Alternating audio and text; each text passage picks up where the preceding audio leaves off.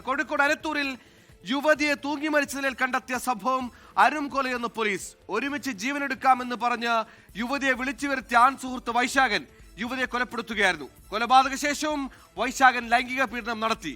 വൈശാഖൻ ലൈംഗിക വൈകൃതമുള്ളയാളെന്നും പോലീസ് പറയുന്നു. ഇയാൾ ഇപ്പോൾ അറസ്റ്റിലാണ്.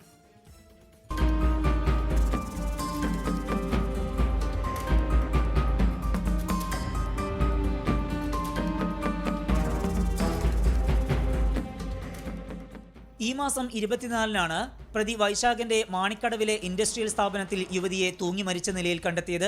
അസ്വാഭാവിക മരണത്തിന് കേസെടുത്ത എലത്തൂർ പോലീസിന്റെ അന്വേഷണത്തിനിടെയാണ് ഞെട്ടിക്കുന്ന വിവരങ്ങൾ പുറത്തുവന്നത്. യുവതിയുടെ മരണം ആസൂത്രിതമായ കൊലപാതകമാണ്. ഒരുമിച്ച് ആത്മഹത്യ ചെയ്യാമെന്ന് പറഞ്ഞ് വിളിച്ചുവരുത്തിയ ശേഷം ജ്യൂസിൽ ഉറക്കഗുളിക ചേർത്ത് യുവതിക്ക് നൽകി. പാതി മയക്കത്തിലായ യുവതിയെ നേരത്തെ തയ്യാറാക്കിയ കയറിൽ കെട്ടിത്തൂങ്ങാൻ നിർബന്ധിച്ചു. കയറിൽ തല കടത്തിയ ഉടനെ വൈശാഖൻ സ്റ്റൂൾ തട്ടിമാറ്റുകയായിരുന്നു.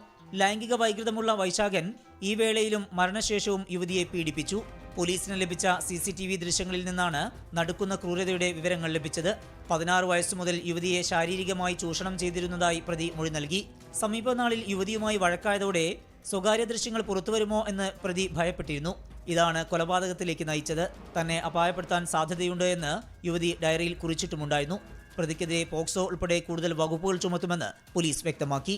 സമീർ സി മുഹമ്മദ്, 24 കോഴിക്കോട്. ലോകത്തെവിടെയായാലും ഏത് സമയത്തും 24 വാർത്തകളും ഓഗ്മെന്റഡ് റിയാലിറ്റി പാക്കേജുകളും എക്സ്പ്ലെയിനറുകളും വിശദമായി കാണാൻ ഞങ്ങളുടെ യൂട്യൂബ് ചാനൽ നിങ്ങൾക്ക് സബ്സ്ക്രൈബ് ചെയ്യാം.